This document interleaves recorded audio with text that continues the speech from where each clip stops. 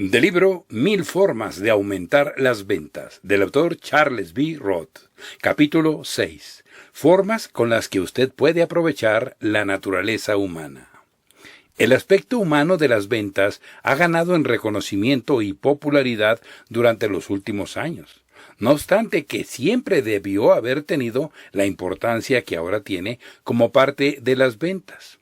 En casi toda reunión de ventas o convención a la que usted asista, escuchará que los oradores tratan de la importancia de la naturaleza humana en la venta. Naturalmente que es importante, que otra cosa son las ventas sino la ciencia de la naturaleza humana. ¿Qué otra cosa son los clientes sino seres humanos? ¿Qué cosa influye y permite controlar a los seres humanos sino el conocimiento de la naturaleza humana? Por lo mismo, me complace saber que día a día hay más vendedores que reconocen la importancia que tiene para su propia vida las cualidades de la naturaleza humana. El hecho es que el vendedor, mientras más a fondo conozca y use los principios de la naturaleza humana, más éxito alcanzará. Puedo asegurar que la principal diferencia entre un vendedor que logra grandes resultados y el que los logra tan escasos que hasta se dude que es vendedor en el sentido que nosotros conocemos, es que el primero sabe cómo, más acerca de cómo es la gente, de cómo se le puede causar buena impresión, de cómo se puede influir y controlar a una persona. En fin, conoce más a fondo la naturaleza humana. Hay algunas personas, hombres y mujeres, para el caso es igual, que instintivamente saben qué deben decir y hacer para que otras personas desarrollen sentimientos de confianza, amistad y docilidad. Es de estas personas de quienes decimos, nacieron para vendedores, y helos aquí, haciendo cosas que los otros aceptan sin discutir y logrando éxitos sin haber tenido necesidad de estudiar la naturaleza humana. Pero la mayoría de los vendedores tienen que someterse a un proceso de preparación antes de poder alcanzar el nivel de estos vendedores innatos, que han dominado el conocimiento y uso del lado humano de las ventas.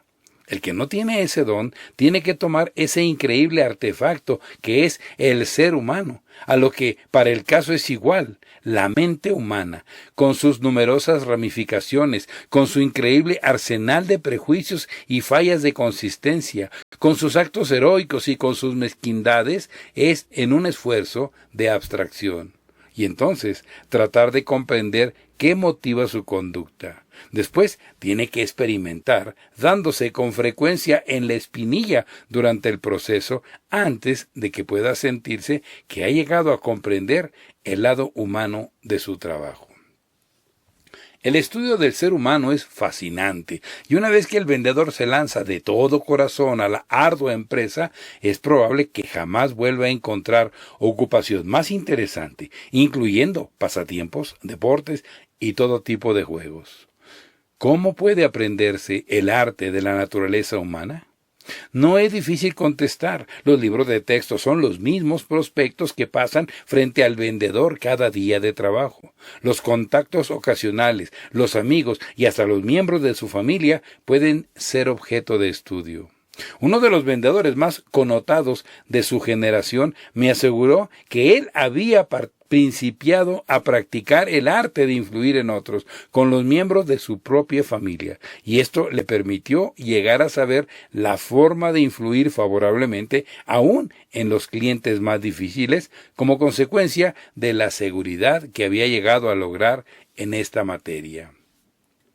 Pero también es muy útil que el vendedor tome las experiencias de otros vendedores y que estudie la manera de aprovechar esas experiencias sobre la naturaleza humana. Las páginas siguientes tienen ese propósito.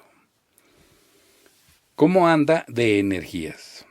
El gran Dan McLeod, que dio el otro día el secreto de su éxito como atleta, que le valió ser campeón de los Estados Unidos, prácticamente de todos los deportes. Lo mismo en la lucha que en salto, carreras, levantamiento de pesas, salto con garrocha, tiro al blanco, etc. Recibí también de él el mejor consejo para las ventas. Siempre fui un hombre pequeño, empezó diciendo. Eso cualquiera lo ve. En efecto, McLeod medía 1,65 metros de estatura, pero tenía un tórax de cerca de 1,20 metros, y no me parece que un hombre con ese tórax sea un hombre pequeño. Sin embargo, no quise contradecirle. Me sentía aplastado por hombres más altos. Por otra parte, nunca pesé más de 75 kilos, continuó. A mí no me parece poco, le dije. De cualquier modo, usted era campeón. Si lo logré, se debió a que supe sobreponerme a la desventaja. ¿Cuál es la secreta? Muy simple. El secreto del éxito en toda actividad en la vida no está en la estatura, en los músculos o en el cerebro. ¿En qué está entonces?, le pregunté. En la energía nerviosa. Comprendí su punto de vista porque una de las grandes diferencias entre el hombre y los animales radica en ese asunto de la energía nerviosa, según leí en un libro de Goethe. Decía en su libro que es la energía nerviosa lo que hace hombre al hombre. Creo que esta energía es igualmente uno de los secretos del éxito de todo vendedor. Si el vendedor la tiene, entonces vende. Si no, lo mejor es que se dedique a tenerla si quiere seguir vendiendo. ¿Y qué es la energía nerviosa? ¿Cómo se adquiere? ¿Cómo se conserva? ¿Se puede reconquistar si se pierde? Solamente hay dos formas de energía nerviosa. Una de ellas la forman los alimentos que comemos. No unos alimentos en particular, sino todos los que ingerimos. La otra fuente es el descanso que nos damos. En realidad, un vendedor es un atleta de los negocios. Debe contar con la suficiente energía física para hacer visitas y permanecer haciéndolas. Y por otro lado, también con la energía mental suficiente para pensar con rapidez en casos de emergencia. Debe tener energía nerviosa porque es el elemento que hace trabajar y que da vida a la energía física y a la mental. Todavía más, la energía nerviosa es lo que produce una radiante personalidad. Por eso se concluye que el vendedor debe tener las mismas buenas condiciones de un atleta para poder triunfar. Debe, por consiguiente, comer en forma suficiente, pero sin exceso, hacer el ejercicio adecuado y proporcionarse el esparcimiento que le corresponde. Entonces obtendrá lo que Dan McLeod me dijo que era su secreto en el éxito de la vida, la energía nerviosa. Muchos vendedores ignoran este sencillo procedimiento de aumentar las ventas. No prejuzgue a sus clientes. Aquel vendedor viajero había recibido una buena llamada de atención y, dado lo importante del asunto, redactó su renuncia y se la mandó a su jefe por correo. Suponía su deber retirarse en ese momento. En vez de aceptar la renuncia, el jefe le contestó con un telegrama en el que se leía: «Empiece otra vez desde el principio». Cuando le llegó esta contestación, él ya había empacado sus cosas y estaba listo para irse, pero como órdenes son órdenes, volvió a desempacar. Después les vendió a 2 prospectos que no parecían prometedores, y de ahí obtuvo la mayor idea que se puede tener en ventas. Debe darse a todos la oportunidad de comprar. Es extraordinariamente grande el número de posibilidades que hay en las ventas para aquel que se expone a vender y que da a todo mundo la oportunidad de comprar. Es un privilegio de muchos buenos vendedores el poder decidir que un prospecto tenga o no la oportunidad de comprarle. De hecho, cuando el vendedor decide entrevistar a un cliente, en realidad ha decidido, por cuenta del cliente, darle oportunidad de comprar y viceversa. Hace unos días, un individuo me dijo que había dejado su trabajo porque sus prospectos no estaban haciendo dinero y por lo tanto no podían comprar sus artículos. Estaba prejuzgando su mercado y ese es el peor crimen en las ventas. No lo cometa usted. Diga lo que sus clientes dicen. Cuando elogiaba al representante de una fuerte compañía que opera en todo el país y con el cual me encontraba haciendo un viaje por su territorio para conocer la forma en que había ganado la buena voluntad y la amistad de sus clientes, me dijo que quizá yo exageraba un poco y que cualquiera podía hacer lo mismo. En realidad es una idea que tomé de la biografía de un gran estadista. Me dijo, ese hombre había descubierto la clave para abrir el corazón de los demás. Como esto era algo que yo quería conocer, me decidí a poner en práctica su sistema. Lo que usted juzga es el resultado de ese plan. ¿Y cuál es ese plan? Bueno, este hombre decía que si usted quiere ganar la estimación favorable de la gente, la forma más fácil de lograrlo será recordar su conversación. Aún los hombres más eminentes se sentirán halagados si usted recuerda lo que ellos han dicho en conversaciones previas y repite sus propias palabras, decía ese gran estadista, y desde entonces no lo he olvidado. En el tiempo que acompañé a ese vendedor, pude observar una y otra vez cómo usaba ese plan. Uno de sus clientes, por ejemplo, había discutido con él hacía 2 semanas sobre la situación europea. El vendedor había tomado nota de la conversación y en una nueva entrevista elogió la visión y sabiduría del cliente. Con otro había hablado de un asunto personal y tampoco lo olvidó, así que le preguntó a su cliente sobre ese asunto y mi amigo recordaba palabra por palabra lo que el cliente le había dicho.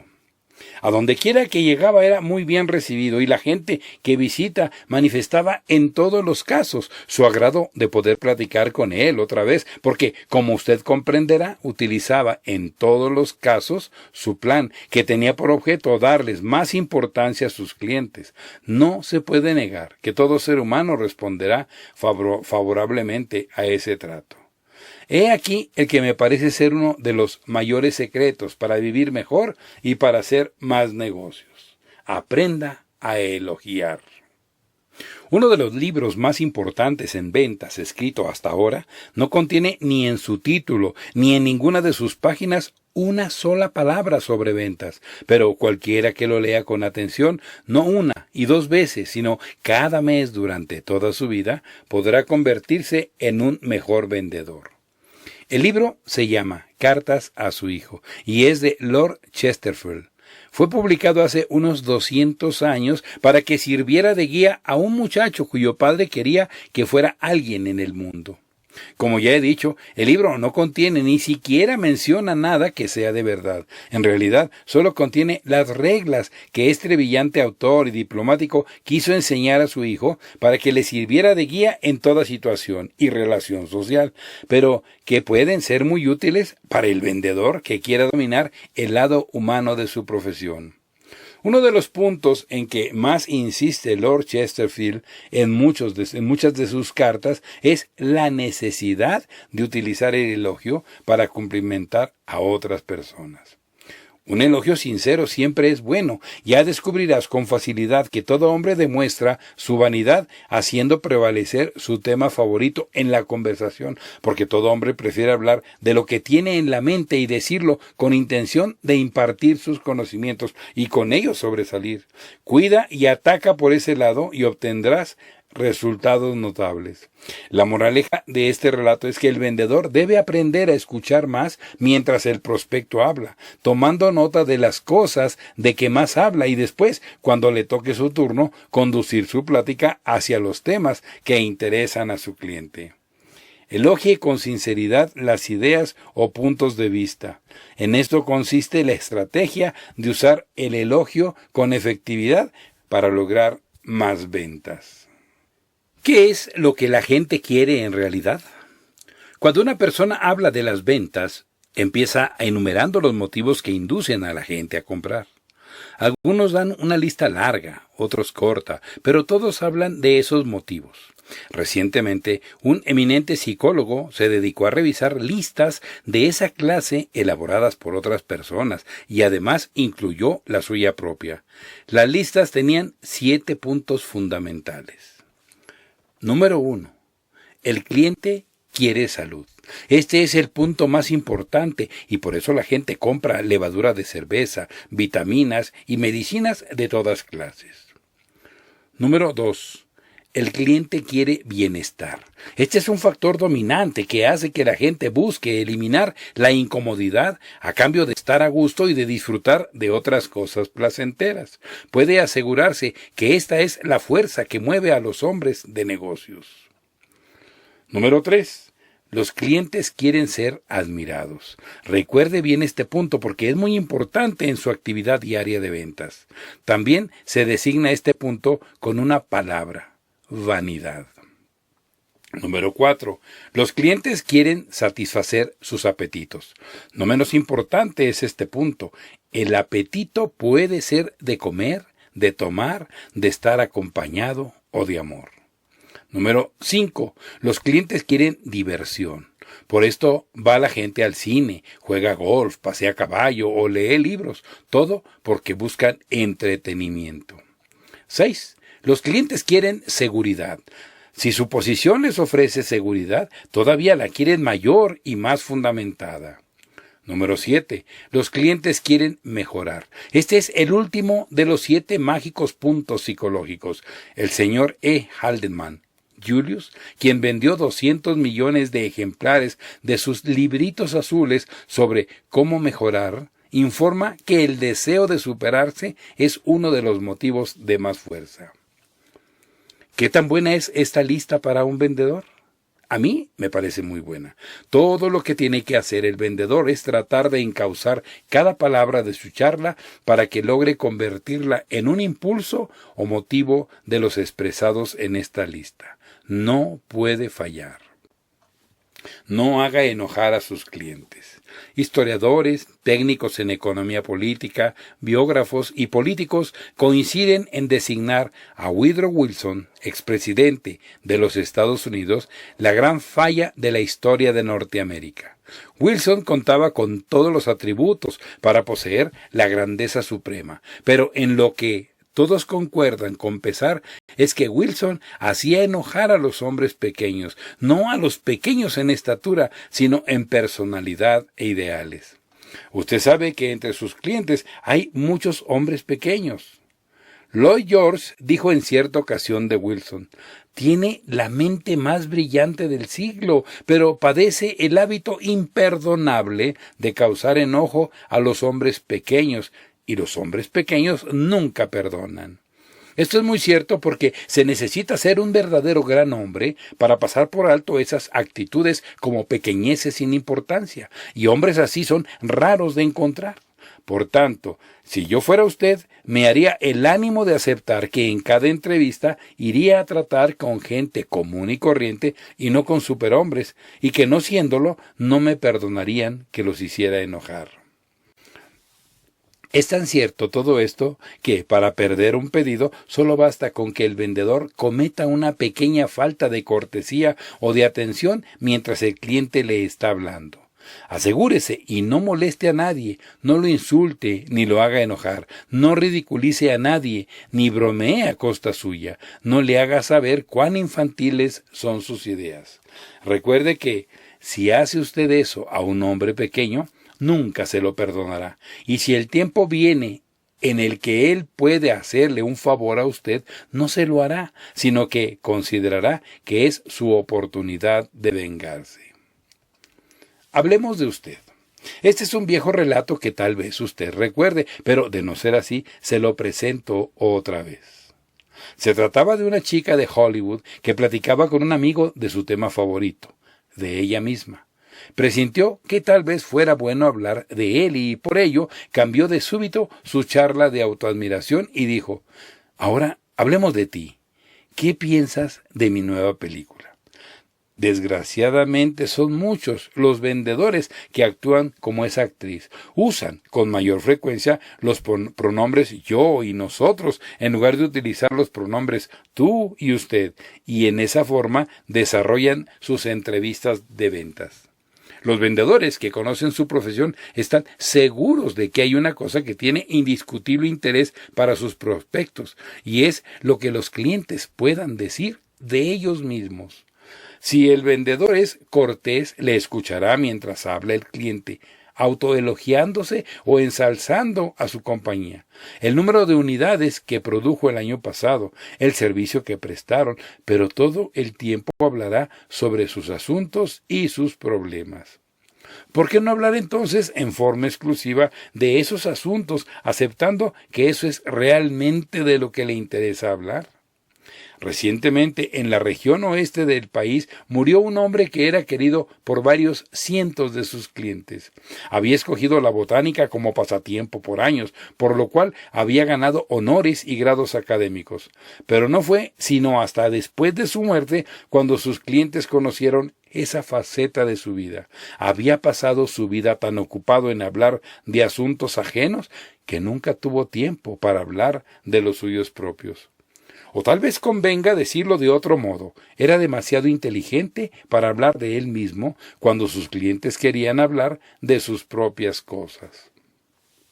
2 palabras excelentes. Nunca dijo nada más importante, a mi juicio, cierto funcionario ejecutivo en publicidad que escribió en muchas ocasiones con acierto sobre negocios y ventas, como aquella vez en que se refirió con énfasis a las 2 palabras más excelentes en negocios. Esas palabras eran muchas gracias. Una de las cosas de más valor que puede decir el hombre es muchas gracias, comentaba ese publicista llamado Jace Mangan de Chicago. Es la forma espiritual de retribuir un favor recibido. A la gente le gusta comprar a vendedores agradecidos. Uno de los relatos que me gustan más para ilustrar lo dicho es el de aquel vendedor que viajaba por 17 países diferentes como representante de una compañía internacional.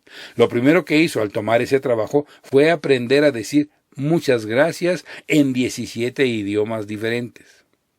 Hace poco ese vendedor decía: eso está bien, pero ¿cómo desearía que mis vendedores aprendieran a decirlo en una sola palabra? Creo entender lo que quería decir Mangan con eso. Puedo asegurar que cualquier vendedor que aprendiera a decir esas 2 sencillas palabras en la forma más efectiva posible, podría sentar las bases para lograr un aumento considerable en sus ingresos como vendedor. Tenga la seguridad de que la gente hará más de lo acostumbrado por comprar al vendedor que dice muchas gracias, en tal forma que esa expresión adquiere un significado especial en la vida espiritual del cliente y también del vendedor. ¿Qué quiere su cliente? Si consideramos que la venta es una actividad tan sencilla y tan fácil, una vez que se ha logrado tener una idea fundamental de ella, resulta extraño que tantos y tantos individuos la conviertan en una actividad dura y carente de éxito cuando se dedican a trabajar como vendedores, me decía un agente de ventas de una compañía de California cuando comíamos juntos. Conozco a algunos vendedores que no les parece tan fácil, le dije. Eso comprueba que lo que digo es cierto, especialmente cuando me refiero a que algunos no comprenden o que no han descubierto aún la idea fundamental de lo que es y debe ser la venta. Me respondió sin turbarse por mi observación. Entonces, y durante 20 minutos me hizo una exposición interesante y conveniente de su modo de pensar acerca de cómo efectuar el trabajo de vendedor. No voy a tratar de reproducir sus palabras, pero un resumen de los puntos más importantes es el siguiente. Todo lo que usted necesita para hacer más ventas es encontrar más deseos que satisfacer. Pregúntese usted mismo, ¿qué es lo que quiere mi cliente? Enseguida, contéstese usted mismo y no podrá fallar. Todo ser viviente quiere algo y aquella organización o persona que pueda satisfacer esos deseos puede volverse rica. El afamado gerente de ventas llamado Charles W. Mears de Cleveland, en Estados Unidos, dice que compramos artículos como un medio para alcanzar un fin y que en las ventas debemos enfatizar ese fin y no los artículos para lograrlo. El vendedor que investiga cuál es el resultado que el cliente desea obtener al comprar un artículo y que después de conocer ese resultado le muestra cómo puede alcanzarlo con uno o más de sus artículos, se encuentra más de acuerdo con los principios fundamentales de su profesión. Un vendedor así puede vender cualquier cosa en cualquier momento. Como usted habrá podido comprender ahora que ya he desmenuzado las palabras de Mears, no hay nada original en lo que dice y sin embargo es tan frecuente encontrar vendedores que aún no encuentran esa idea fundamental de las ventas que consiste en saber qué es lo que quiere su cliente. Tal vez esto se deba a que para llegar a esa idea se requiere una fuerte tarea para el pensamiento. Pero vale la pena hacer un esfuerzo con el pensamiento si es que se quieren obtener resultados. ¿A qué se debió el éxito de John Wheeler? Cuando John Wheeler alcanzó el éxito y se le conoció como un fabricante rico y poderoso en dulcería, fue porque ya llevaba varios años de intentos y fracasos que comenzaron desde que estableció su pequeño negocio de dulces en la ciudad de Nueva York.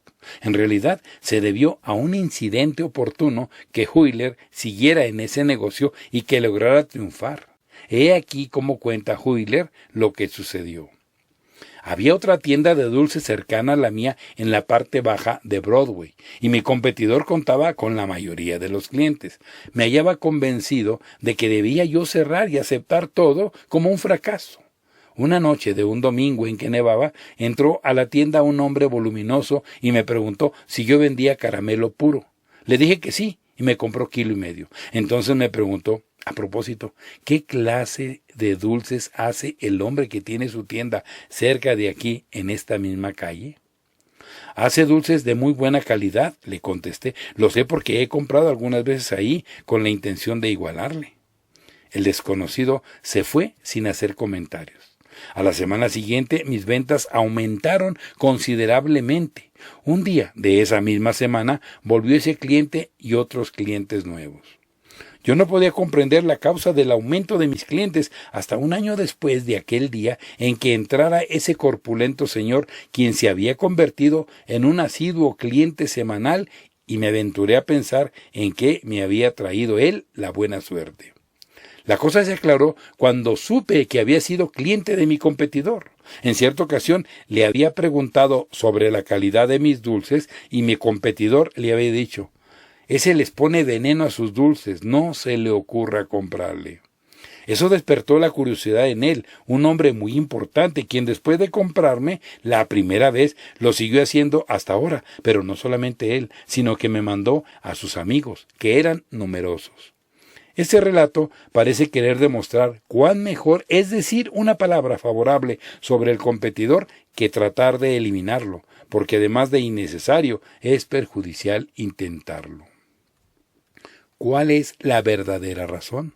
Si usted tiene la suficiente temeridad como para hacerlo, pregunte alguna vez a un cliente que le haya comprado, que ya haya pagado y que tenga las mercancías en su poder, ¿por qué compró los artículos de usted?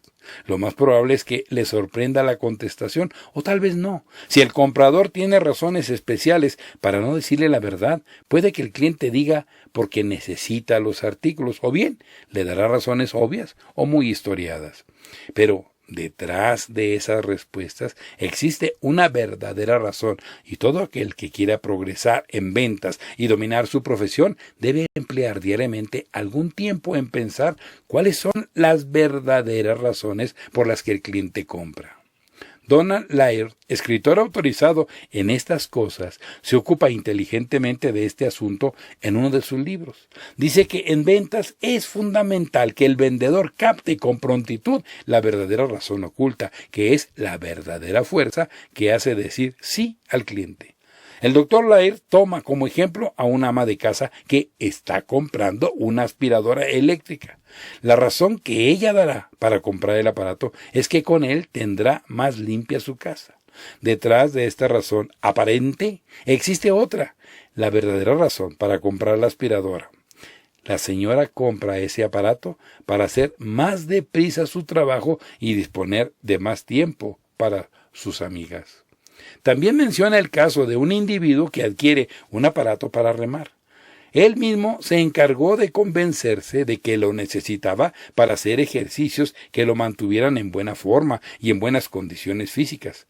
Pero detrás de esta explicación, aparentemente normal, estaba la verdadera razón. Quería ser más atractivo a las mujeres.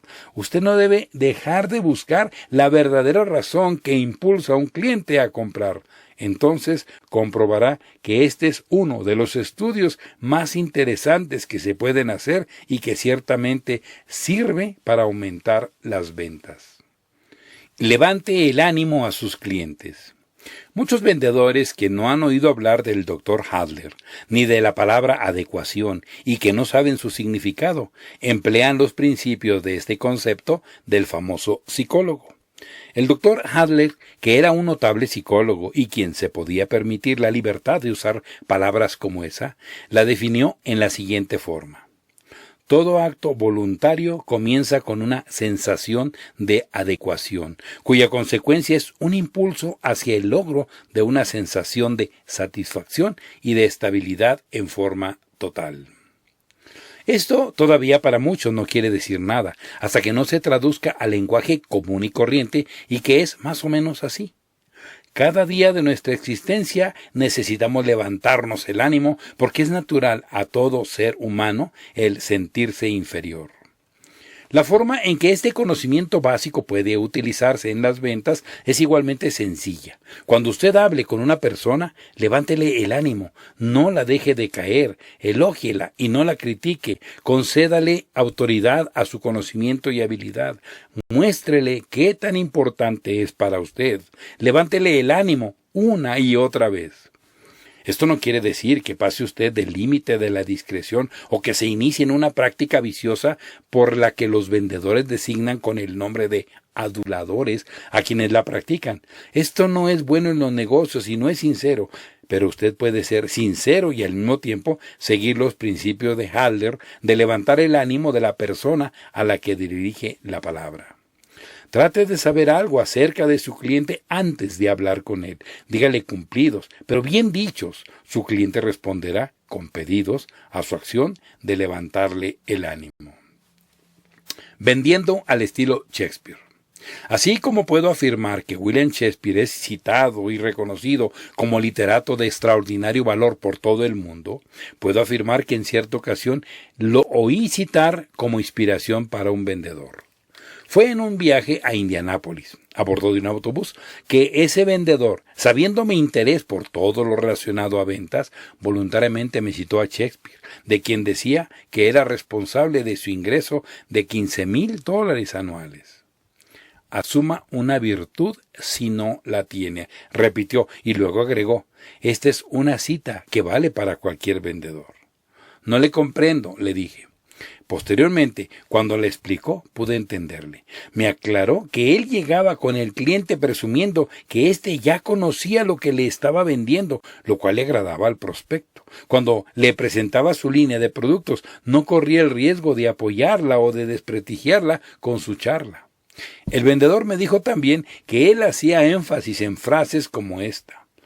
Por supuesto, no es necesario explicar a usted cómo opera este principio, pues usted es una persona perfectamente informada en aerodinámica. Y de esa manera lograba colocarse en posición ventajosa y procedía a explicar en los términos más sencillos lo que el cliente ya sabía. También usó el mismo principio para hacer que ellos pensaran que él los consideraba entre los grandes de la población. Algunos de ellos no eran grandes, pero para este vendedor sus clientes no eran otra cosa que líderes. Estamos visitando a los distribuidores más importantes de cada población con esta oferta, exclusiva para los líderes de los negocios. Esta designación causa tan fuerte impacto que el hombre a quien se le dice no puede resistir el elogio. Aprenda de sus clientes. Tuve la pena de ver fallar al candidato más viable que jamás conocí para alcanzar un éxito extraordinario en ventas. Esta desilusión fue compartida con muchos que esperaban que aquel vendedor triunfara en toda la línea. Cuando posteriormente analicé su personalidad, comprobé que era tonto esperar de él un triunfo siquiera mediocre con el trato que daba a la gente. Todo lo sabía y trataba a sus clientes en forma inadecuada. Nunca se preocupaba por aprender ni por escuchar lo que éstos le decían. Cuando el cliente trataba de explicarle qué era lo que necesitaba o lo que quería, él cortaba la explicación y les decía, ya sé todo lo que hay que saber sobre esto. Lo que usted necesita en realidad es...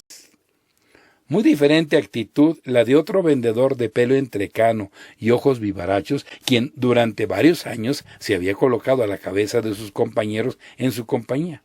Era como una esponja, ávido de absorber toda información por insignificante que pareciera. Me dijo en cierta ocasión que había aprendido más de sus clientes que lo que éstos habían aprendido de él. He leído muchas biografías tratando de encontrar los métodos que han seguido los hombres extraordinarios para alcanzar la grandeza, y mientras más biografías leo, más me convenzo de que el método común a todos era la avidez para aprender de los demás. El presidente McKinley de Estados Unidos, quien conocía bastante la naturaleza humana, siempre andaba en busca del consejo y el juicio de otras personas sobre toda clase de problemas, grandes y pequeños. Más aún, McKinley mostraba gran confianza en esos consejos y con frecuencia los seguía. Él no sabía todo y al manifestarlo pidiendo consejo, hacía sentirse bien a los demás y los ganaba para su causa. Un buen vendedor es aquel que está ansioso de aprender de todo mundo en todo momento. Un vendedor que conozco llevó un poco más lejos este consejo y dice que observando a su perro Cole es como ha aprendido a ganarse la amistad de sus clientes. Lo sabelo todo, aprenden su lección a veces demasiado tarde. El secreto para ganarse a la gente. Cualquiera que desee llegar a ser importante para otros y además influir en ellos favorablemente, debe comprender que ante todo hay que aprender a recordar correctamente los nombres y otras cosas de la gente. Esto va también con los vendedores.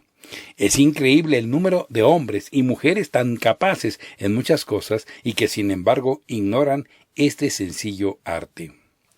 Relataré a continuación lo que sucedió a dos hombres y sus métodos. Theodore Roosevelt, otro expresidente norteamericano, una de las personas que más se han distinguido por su habilidad para manejar a la gente en la vida pública, se encontraba haciendo su campaña política y en una ocasión vio que se acercaba al lugar de recepción un hombre a quien conoció, pero no recordó su nombre. Le preguntó a su ayudante que estaba junto a él acerca de quién era ese hombre que se acercaba. Se llama Watson, dijo el asistente. Tiene que recordarlo. Lo visitó a usted en Washington. Viene del estado de Wyoming y tiene 5 niños. Cuando el señor Watson se acercó, el presidente agitó las manos y estrechó las de Watson con efusividad, diciéndole: mi querido amigo, qué gusto da verle otra vez. No olvido la hora deliciosa que pasamos juntos en Washington. ¿Cómo está la señora Watson y esos simpáticos chiquillos que tiene?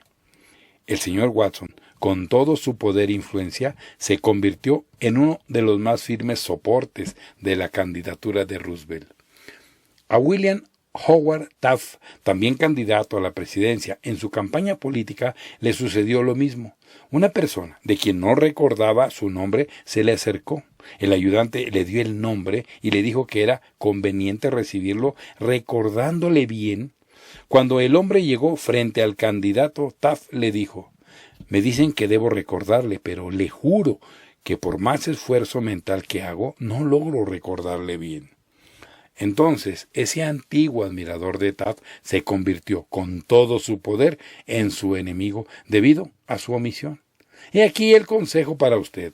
Recuerde nombres y pequeñas cosas de la gente. Tome nota acerca de ellos. Practique mencionando nombres e incidentes. Es el camino más seguro para ganar la buena voluntad de los demás. Haga que la llave ajuste. Un vendedor que había demostrado talento y que tenía un magnífico récord de ventas fue ascendido a una importante posición ejecutiva en vista de su actuación. Había hecho bastante por sus asociados y los informes sobre cómo lo había logrado eran numerosos. Pero esto no le llenó de humo la cabeza y se mantuvo sencillo, accesible y ambicioso, al mismo tiempo que igualmente amigable, como cuando era apenas uno más de un grupo de vendedores de la compañía.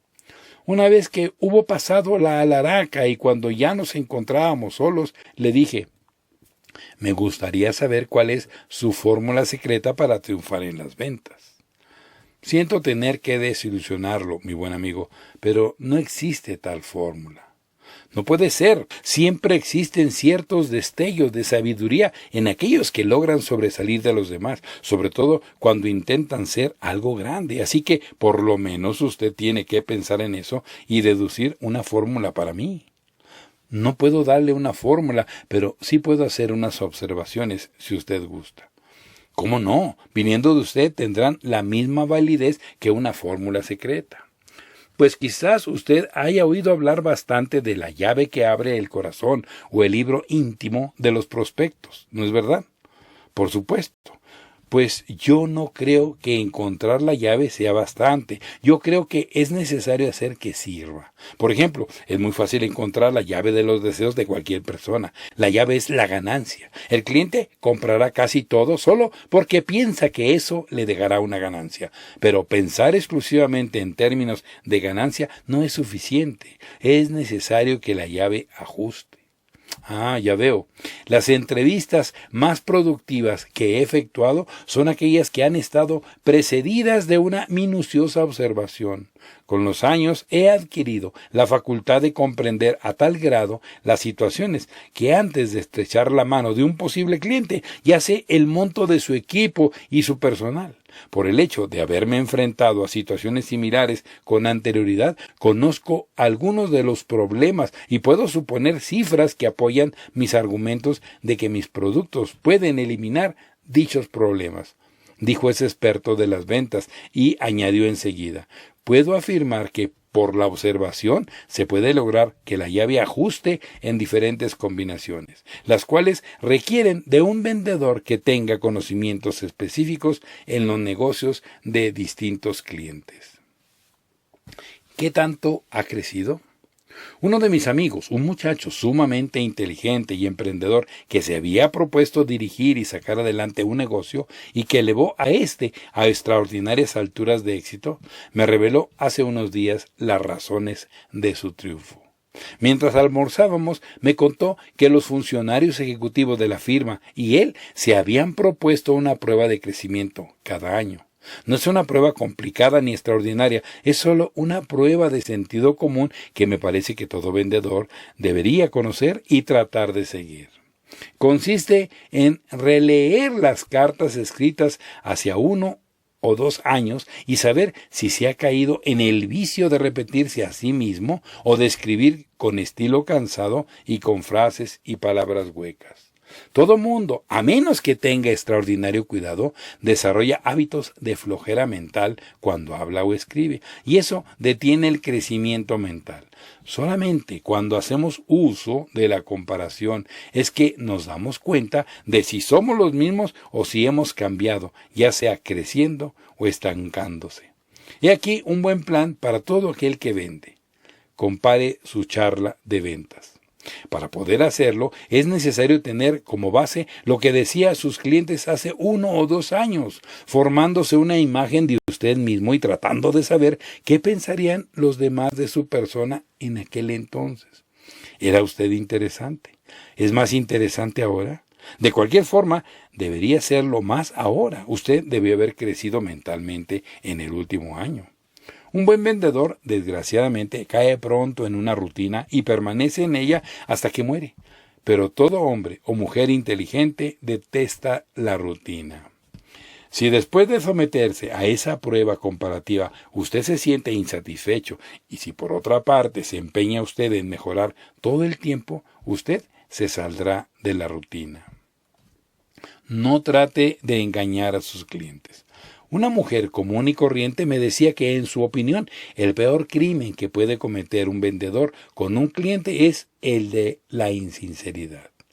Cuando voy a una tienda, no tarda en aparecer el personal de ventas haciendo exageradas manifestaciones sobre mi belleza, mi estupenda apariencia, mi hermoso sombrero que hace resaltar mi perfil perfecto.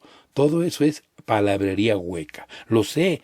Y ellos lo saben también, pero creen que tienen la obligación de mentir para poder hacer ventas. ¿Por qué no los instruirán sobre su deber de ser sinceros?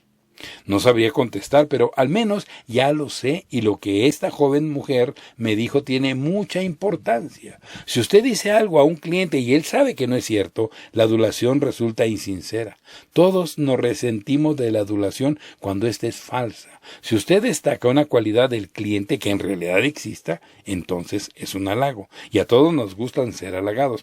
no hay forma más eficaz para lograr ventas que utilizar el halago, pero cuando degenera en falsa adulación, se vuelve ruin. La diferencia descansa en la sinceridad. Pero, ¿cómo puede el vendedor estar seguro de que lo que dice a sus clientes es recibido por ellos como un halago y no como una falsa adulación? Si usted le dice a la gente lo que ella quiere escuchar, no necesita recargar la plática con la adulación. Así que lo que se debe hacer es buscar y encontrar lo que los clientes quieren que se les diga. Haga que su cliente se sienta astuto. Frank Mex, conocido escritor de negocios y de ventas por correspondencia, descubrió, mientras escribía una serie de cartas, que uno de los secretos de la venta es permitir al cliente que se apasione por un enigma y después presentarle una solución astuta. En cierta ocasión se quebraba la cabeza pensando en la forma en que debía dirigirse a clientes morosos en sus pagos. Ideó mandarles una pequeña nota escrita a mano, solicitando que le contestaran con otra notita, también escrita a mano. Los deudores aprovecharon la idea para mostrarse inteligentes y respondieron mandando toda clase de notitas manuscritas, pero con un cheque adherido. Esto le dio a Mex la idea que lo ha hecho famoso como escritor en cartas para ventas por correspondencia. La idea es esta: cada vez que escriba una carta a un cliente, dele la oportunidad de que se muestre tan brillante como quiera, dándole un motivo para que haga un comentario ingenioso. Entonces, comprará por el solo hecho de hacer el comentario. Esto tiene resultados y es algo que yo ya sabía desde antes de ocuparme de los trabajos y la personalidad de Mex. Lo había leído antes en la historia de Madame Racamier, a quien puede considerarse la mujer que haya alcanzado mayor éxito socialmente hablando. Madame Racamier vivió en París en un modesto apartamento de 4 piezas. No tuvo riquezas ni posición y no obstante, los hombres y mujeres más famosos de Europa le rindieron tributos. ¿En qué residía su poder? Simplemente en hacer que las otras personas con las que trataba se sintieran inteligentes. Nunca en su vida fue la animación de una fiesta, sino que dejaba que otros lo fueran. Nunca hizo observación alguna que se considerara oportuna e inteligente, sino que decía tales cosas que sirvieran para que otros hicieran observaciones ingeniosas. Por eso es que todos la admiraban y deseaban estar cerca de ella. Conocí a un vendedor que seguía este mismo sistema. Parecía estúpido y lerdo cuando se estaba con él, pero en cierta forma él hacía que el que estaba a su lado pareciera brillante. Rara vez hablaba, pero cuando lo hacía creaba la oportunidad para que saliera a relucir una observación ingeniosa por parte del otro. Esto hacía que se le tomara como un vendedor simpático e inteligente y sobre todo que acabara tomando el pedido. Luchar, ante todo, contra la inercia. Ahora puedo decir que de una persona para quien trabajé en mis comienzos, que escuchaba mis ideas con atención y gran dosis de tolerancia. Yo era joven, rebosante de teorías y de sueños, y él era un hombre de edad, ya encanecido y experimentado. Muchos hombres como él me hubieran despachado por inexperto, en menos de lo que canta un gallo, pero no él, que por el contrario me animaba a llevarle más ideas que en forma gentil pero inexorable desechaba. Ese era el destino que se les había deparado. Cierta vez en que le hice una ardiente exposición de una nueva idea que suponía extraordinariamente buena, me dijo algo que nunca he olvidado. Si este mundo estuviera habitado por cualquier otro ser viviente que no fueran los humanos, tu idea sería magnífica. Pero es el caso que son precisamente seres humanos los que habitan la Tierra y que, mientras así sea, te verás afectado por la inercia.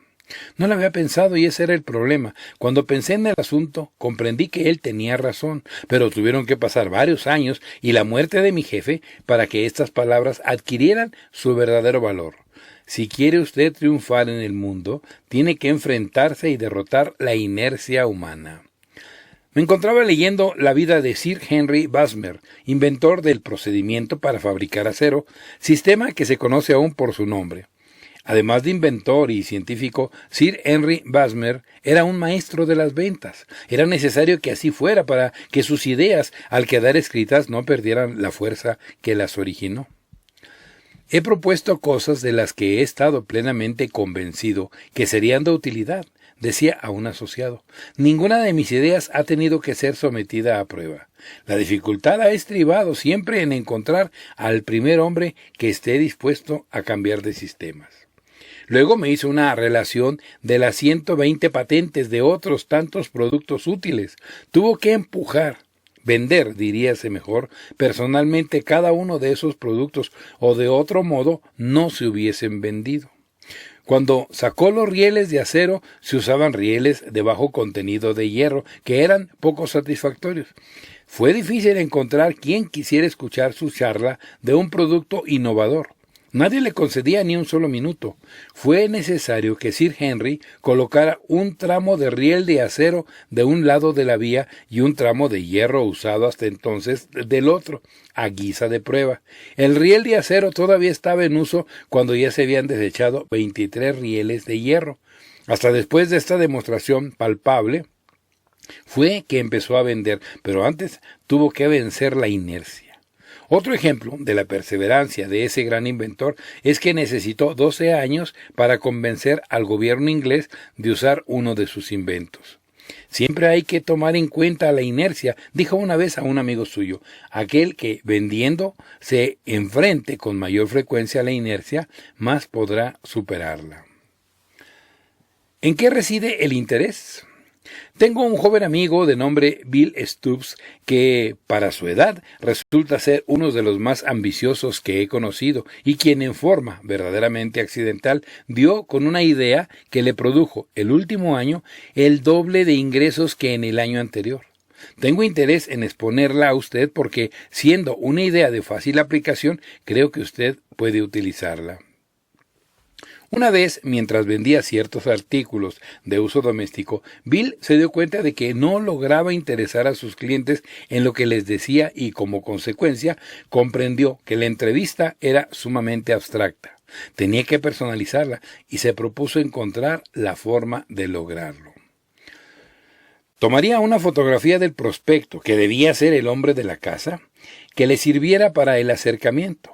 Durante la entrevista la colocaría sobre el escritorio del prospecto, agitándola y diciendo a la vez: «Vengo a verlo para hablarle a usted de algo que concierne a su casa».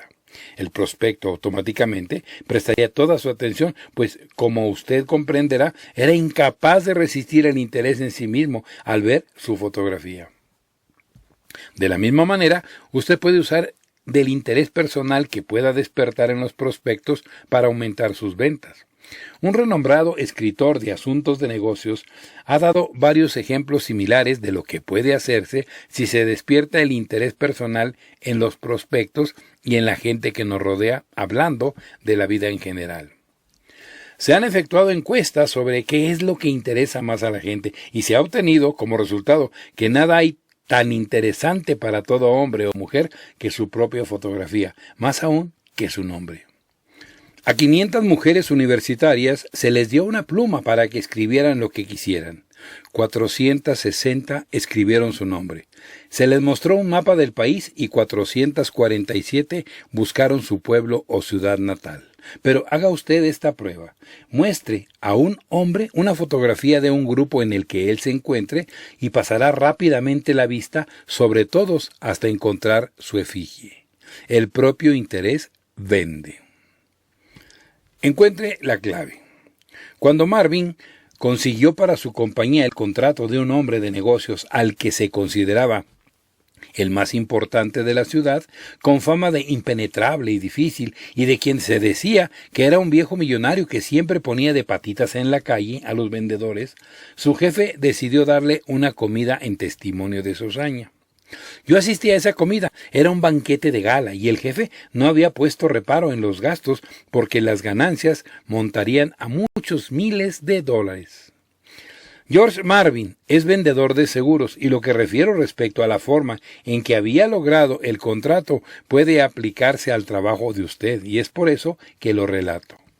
No fue difícil venderle y de hecho considero que es la venta más fácil que haya efectuado hasta ahora, dijo Marvin.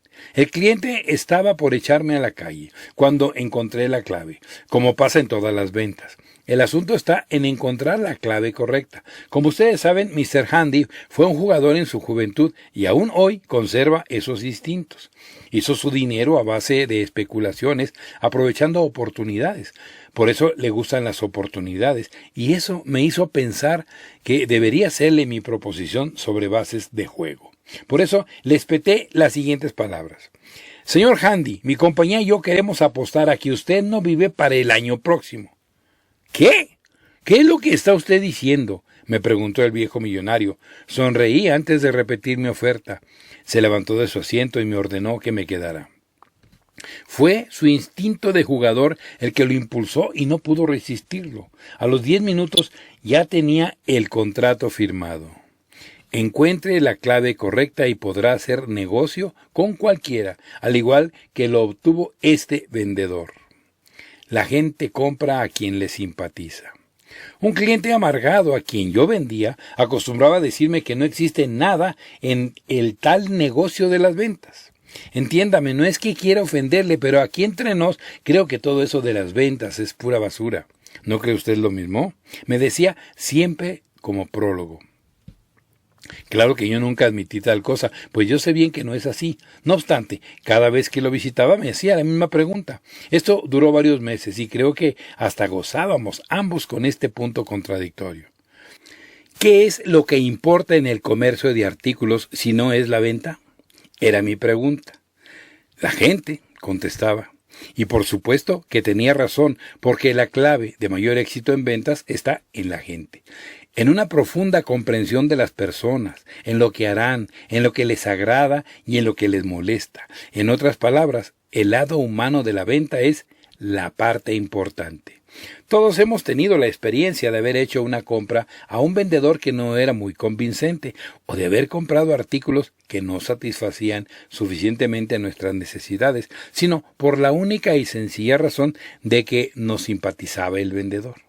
Claro que esto no podía ser base para un negocio o carrera en ventas, pues no se puede depender exclusivamente de los factores personales como la simpatía para vender. Sin embargo, es un punto importante. Puede afirmarse, sin lugar a dudas, que en igualdad de circunstancias, el vendedor que tomará el pedido no solo depende de sus conocimientos, de los principios en ventas o de sus propios méritos, sino también de su simpatía. Uno de esos compradores difíciles que conozco discutía conmigo acerca de un vendedor a quien ambos conocíamos y a quien no se distinguía precisamente por la limpieza de sus tratos. Le compro a él, aunque de antemano sé que probablemente me hará una trampa, como de costumbre, me decía el cliente. ¿Y entonces cuál es la razón de que le compre?, pregunté desconcertado. Creo que porque me simpatiza. Es un pirata, pero un pirata genial, lo que es agregar emoción al sentido común. No es muy frecuente que lo haga con otros vendedores, pero siempre que se trata de ese pájaro de cuenta, no puedo resistir la tentación de jugar con el peligro. Este vendedor, con todas sus triquiñuelas, había llegado a dominar el lado humano de sus ventas. Hacía lo necesario para agradar a sus clientes y, cuando lo conseguía, estos estaban dispuestos conscientemente a pasar por alto la veracidad de sus palabras y algunos defectos de su modo de ser, por el placer de hacer un favor a un hombre que les agradaba. Vea hasta qué grado es poderosa la influencia de la simpatía, y si ésta va unida a un vendedor que actúa siempre dentro de los límites de la estricta honestidad y veracidad, y cuyos artículos sean de calidad, el éxito está asegurado. Cada vendedor puede añadir un 20 o 25% a sus ventas con facilidad, tan solo con estudiar la forma de ser simpático a sus clientes. Pecados contra la simpatía. No es un secreto que a algunos clientes no les gustan los vendedores. También hay vendedores a los que no les gustan los clientes. Creo que esto empareja la situación. Pero difícilmente esta produce ganancias, como puede usted comprender. Si desea lograr grandes realizaciones en ventas, no debe confiar exclusivamente en simpatizarle a sus clientes, sino agregar a su simpatía bases más sólidas. Para lograrlo, ante todo debe evitar aquellas cosas que causen disgustos a usted y a otros vendedores. ¿Cuáles son esas cosas? Una encuesta ha demostrado los 7 pecados capitales que comete un vendedor. Si usted aprende a conocerlos, puede estar seguro de que no le recriminarán sus clientes y entonces su progreso será notable. El primero de estos pecados, y el principal, es el de someter a sus clientes a técnicas de alta presión. Al 37% les disgusta. El segundo es la ignorancia de algunos vendedores y suman el 19% que no la admiten. Se trata de esos vendedores a los que, cuando se les pregunta algo, saben tan poco o menos que el cliente. Esto es por falta de información y para evitarlo deberán aumentar sus conocimientos sobre sus artículos. El tercero es la codicia de ciertos vendedores que tratan de vender más de lo que el cliente necesita. Son egoístas y no son sinceros. El cuarto ocupa demasiado tiempo. Esto lo dice el 13% de los clientes. El cliente generalmente es persona ocupada, pero al vendedor parece no importarle y hasta se excede. Su técnica hace que el cliente malgaste su tiempo. El quinto, suscitar la compasión o lástima. Estoy compitiendo en un concurso de ventas en mi compañía y necesito de su compra y de su ayuda para tener el récord y ganarme así el equipo de golf que es el premio. Dicen algunos, por ejemplo. Al cliente esto le disgusta porque no quiere hacer negocio con apariencia de estar haciendo caridad. El sexto, uno de los mayores pecados es la actitud indiferente que muchos vendedores adoptan para dar el servicio que prometen al vender los artículos. Son esos vendedores los que no quieren obtener la oferta de servicios prometidos y se niegan a dar completa satisfacción al cliente. Lo único que les interesa es vender. Por último, el séptimo, ser demasiado entrometido en los asuntos personales del cliente. De este pecado se quejan el 5% de ellos. Sea paciente. Mi amigo había llegado a esa edad y condición en la vida en que el hombre se dedica a filosofar y que a veces hace uso de esa prerrogativa, la cual me complace porque me parece interesante y además inspiradora. Hace unos días le hice ocuparse de un asunto mío. Resulta que yo estaba un tanto impaciente con una idea que me vino a la cabeza y que consideraba buena, pero que no había logrado la aceptación inmediata que yo esperaba. Esperas demasiado, me dijo. ¿No sabes que el proceso más lento en todo el mundo es el proceso mental? Pero hombre, es obvio que existe una necesidad real de esto, le dije. Aún en casos de aguda necesidad, la gente es desesperantemente lenta, me decía, tratando de hacerme comprender. Es necesario que pase una generación para que las masas acepten una idea útil. La razón es que la gente no solo es refractaria a adoptar lo nuevo, sino a dejar de usar lo viejo. Ese es el obstáculo a vencer, aun en casos en que se trata de una idea tan importante que su aceptación sea inevitable, la gente peleará contra la idea. Los vendedores más grandes que he conocido han sido hombres de gran paciencia, continuó. ¿Qué piensa usted de un vendedor que durante 15 años insistió en tomar un pedido importante? Diría que fue una tortuga, repliqué. Tal vez yo lo sea, pero cuando conseguí el pedido, esa cuenta se convirtió en la más importante de mi negocio. Me tomó 15 años lograrlo. Una de las cosas más admirables en el hombre con más éxito que yo haya conocido es su paciencia, y eso ha sido la causa de su triunfo. Nunca busco milagros de la noche a la mañana. Ya veremos los resultados de esta política en 25 años. Dice con frecuencia a sus socios, no tengo tanta prisa por cambiar el mundo, pero manténganse luchando por sus ideas si cree que son las correctas. Tal vez usted acose a sus clientes. Tengo una amiga muy atractiva y joven, con altos ideales en la vida, incluyendo la conducción de los hombres hacia las mujeres. Recientemente tuvo como enamorado a un apuesto soltero de mediana edad. Se trataba de un tipo de muy aceptable apariencia, que se sabía poseedor de su atractivo, por lo cual era presumido. Mi amiga había empleado toda su vida en acosarlo, y como resultado, el trato y la cortesía de él para mi amiga no eran precisamente el de un héroe de película romántica. Con su insistencia, ella había logrado que él tuviera para ella las mínimas atenciones que un caballero debe tener para con una dama. Ella insistía en que ese apuesto joven le encendiera el cigarrillo, que le ayudara a bajar del auto, que la tomara del brazo al cruzar la calle. Todas esas pequeñas cosas que de por sí no valen nada, pero que significan mucho. Mientras ella me decía que su amigo era acosado por las mujeres, yo pensaba en que algo similar sucede a los vendedores. Pensaba si no es demasiado frecuente en la actualidad que los vendedores sean acosados y que al serlo no serían también suficientes los que, lejos de beneficiarse con esta situación, resultaran perjudicados.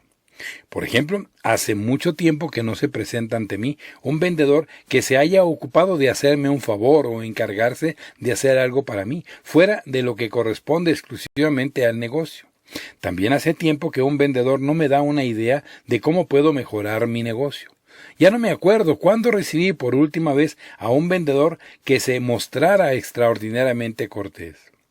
En muchos casos, largos años de ventas fáciles han ablandado a los vendedores. Se necesita repetirles una y otra vez que es indispensable estar alerta para servir como una de las más importantes actividades en su vida. Si lo llegan a comprender y lo practican, pueden llegar pronto a la situación que les corresponde o conviene. Algo más sobre los elogios. Aunque los prohombres de la historia de la humanidad han reconocido el valor del elogio como medio eficaz para ganarse la amistad de los demás, son muy pocas las personas, incluyendo a los vendedores, que parecen comprender el secreto de este. Alguien me dijo hace unos días, después de oír el elogio de un vendedor: daría cualquier cosa porque todo vendedor omitiera la adulación, que no lo lleva a ninguna parte y sí causa mi enojo y el de todos sus clientes. Pero si ese vendedor conociera el secreto del elogio, hubiera cautivado a ese cliente, lo hubiera agradado con sus palabras y hubiera conseguido que éste hiciera lo que él quisiera, incluyendo comprarle sus productos. Como usted ve, existe una gran diferencia entre el elogio y esa cosa repugnante que es la adulación. La diferencia consiste en que un elogio es lo que una persona espera oír, mientras que la adulación es aquella que nos irrita o nos hace permanecer indiferentes. En otras palabras, trate de saber qué es lo que quiere oír una persona y dígaselo. ¿Y cómo saberlo? Escuchando mientras otros hablan. Seguramente hablarán de lo que están orgullosos. Haga usted observaciones y comentarios de lo que otros dicen. Cuando usted elogie a una persona las cualidades excelentes por las cuales está orgullosa y que considera importantes, entonces estará usando el elogio en la forma adecuada y esto repercutirá indiscutiblemente en el incremento de sus ventas. Aprenda a ser simpático. Cuando un vendedor empieza diciéndome que no le agradan personas de esta o de aquella raza, creyentes de una u otra religión, hombres de tal o cual tipo, me doy cuenta de que ese vendedor no es ni será jamás un brillante exponente de las ventas. A los vendedores les debe gustar la gente, no una parte, sino toda la gente. Les debe gustar los jóvenes y los viejos, los jocosos y los serios, los ricos y los pobres. Para un vendedor, la gente debe ser como un desfile sin fin, en que no puede dejar pasar a nadie sin tomarlo en cuenta. Nada entre lo que conozco deja más dividendo a un vendedor que el que le agrade la gente. Claro que usted puede aprender a hacerlo si se empeña en ello. ¿Cómo? Muy sencillo, trate de que todo el que está frente a usted le guste. Trabaje en eso durante una semana, diciéndose que le agradará a la persona que va a tratar, aun los prospectos que lo mandan con cajas destempladas. Al final de la semana, haga un corte de sus ventas y satisfacciones. Ambas serán altas. Cuando maneje a otros. Una de las artes más agradables es el de manejar a otros. De todos los hombres en la tierra, los vendedores deben ser los más perfectos maestros de ese arte, pero usted y yo sabemos que la mayoría de ellos no lo son. Por ser una cosa tan sencilla, casi no vale la pena emplear el tiempo en explicarle a usted cómo hacerse maestro. Lo primero que tiene que hacer es aprender a descentralizar su pensamiento de sí mismo y pensar en términos de otra persona. Deberá tratar de entenderla, pues mientras no lo haga, no logrará agradarle. Piense más en la otra persona. Si usted fuera él y estuviera en su lugar, ¿actuaría como él actúa? Si es así, ¿por qué? El segundo paso es aprender a escuchar más y hablar menos. El actor Joseph Jefferson decía hace mucho tiempo, aquel que escucha aprende, y se refería a lo mismo. Esto le conviene si desea aprender. Interésese del tema favorito de la persona con quien habla y ya en la charla cite sus propias palabras. Esto será un método infalible para ganar y mantener la atención. Haga de cada persona que trata un estudio especial, un libro de texto de la naturaleza humana. Empeñese en leer este libro tan fácilmente como si se tratara de un libro impreso. Usted puede. Es sorprendentemente analizar hasta qué grado se logra llegar en el intento de convertirse en un maestro de ese arte de comprender y manejar a otros, si tan solo se aplica a usted mismo a practicar dicha técnica. ¿Cómo fallar? Un gerente de ventas que conozco tenía la original costumbre de hablar a sus hombres en términos de contraposición. Dice que aprenden mejor si hacen indicaciones ridículas que si se les habla con la estricta verdad. Tal vez así sea. He aquí un ejemplo de una de sus pequeñas conferencias titulada Método seguro para fallar. Quiero que todos ustedes, señores, hagan un magnífico esfuerzo para fallar. Empieza diciendo, lo único que tienen que hacer es seguir mi consejo al pie de la letra. Para empezar, criticarán a todos y cada uno de sus clientes. De ninguna manera se les ocurra decir una palabra agradable sobre nada que esté sobre la superficie de la tierra. Administren a sus clientes toda noticia mala o rumor disolvente, por pequeño que sea, tales como quiebra de negocios, desastres, baja de precios, épocas difíciles, algo por el estilo. Olvídense de las buenas noticias, pero eso sí, no olviden las malas. Por último, no trabajen, solo los tontos trabajan duro. Los hombres inteligentes no deben hacerlo. Con 1 hora al día que empleen en ver prospectos es suficiente, y si es posible reducir ese tiempo a la mitad, lograrán conquistar todo mi afecto y consideración. Oyéndole decir esas cosas, los vendedores aprenden qué deben hacer, exactamente lo contrario, y aunque parezca extraño, esos vendedores son un éxito. Controlar la mente. Hasta la edad de 35 años, un vendedor amigo mío se pasó la vida en caídas. Esto afectaba sus ventas porque arrastraba en sus tropiezos a sus clientes. Entonces comprendió que es muy sencillo dominar la mente y que un hombre puede controlar sus estados de ánimo si se decide a ellos. Quizá si usted es de las personas dominadas por sus estados de ánimo en la actualidad, le interesa escuchar este consejo de un vendedor que ha superado ese defecto. Usted puede prevenir la entrada de los malos pensamientos en la misma forma que previene la entrada de ladrones a su casa, cerrando la puerta. Cuando le asalten, elimínelos. Usted puede aprender en 30 o 60 días cómo conservar esos buenos pensamientos y rechazar los malos. Y créame, hasta que aprenda a hacerlo, sabrá vender. Muchas gracias.